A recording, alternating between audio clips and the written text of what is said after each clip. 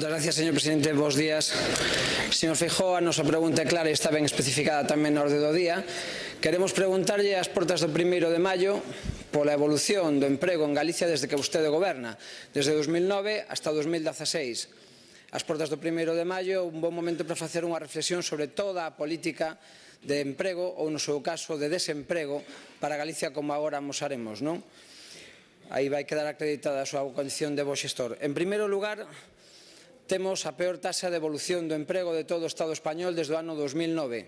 Temos 103.000 ocupados menos dende que vostede goberna e 38.000 parados máis.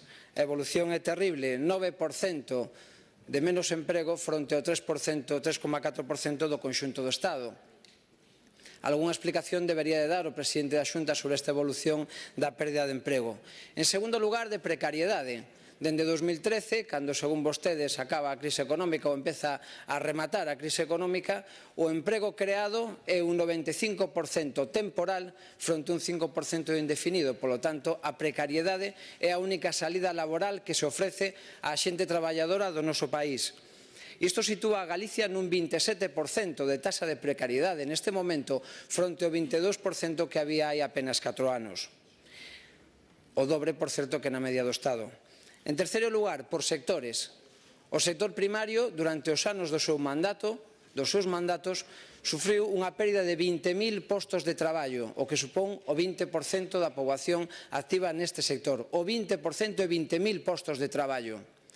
No sector industrial, a pérdida foi do 17% de postos de traballo, chegando en números absolutos ás 35.000 persoas, o doble que na media do Estado. Cal é a súa política industrial para Galicia? Cales son os seus plans de desenvolvemento industrial? A súa política industrial é única e exclusivamente devolver os favores a Villar Mir, a ese que está xa oficialmente acusado de financiar ilegalmente o Partido Popular. Por iso nos inquedou desde o primeiro momento cal era a posición que tiña o Partido Popular na Cámara e na Xunta de Galicia con relación á Ferroatlántica. Era inexplicable a calculada ambigüidade e as evasivas do Goberno da Xunta e do Partido Popular nesta Cámara con relación á Ferroatlántica e agora sabemos por qué. Porque tiña que financiar o Partido Popular e tiñan vostedes que devolver eses favores. Vostede é dirixente estatal do Partido Popular, que é o partido que está acusado de estar financiado ilegalmente por Villar Mir. Resulta que Villar Mir a quen financia é o Partido Popular, a ningún outro partido e a ningún sindicato, o Partido Popular. E, polo tanto, vostedes teñen que pagar o favor de alguna maneira.